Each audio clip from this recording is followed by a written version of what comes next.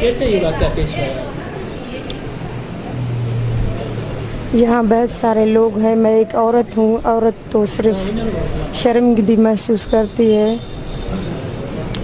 जो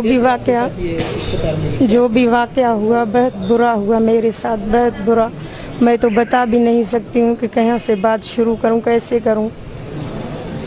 बहुत बुरा हुआ मेरे साथ। जो डॉक्टर शोएब वहाँ मौजूद था और 3 लोग और भी थे, उन्होंने मेरे कपड़े उतारे, उन्होंने मेरे जिस्म को हाथ लगाया, ये मुझे महसूस भी हुआ। क्या मुतालबा करेंगे आप हुकूमत से? हुकूमत से ये मुतालिबा है कि उनको सख्त से सख्त कड़ी सज़ा सुनाई जाए, फांसी के फंदे में उनको लटकाया जाए। मैं तो शादीशुदा हूँ, मेरे साथ यही हालात पेश आए हैं। जी हाँ, बहुत लोगों ने किए हैं और जो बच्चियाँ हैं उनके साथ भी इन लोगों ने ऐसे किए हैं। मैं तो शादीशुदा हूँ।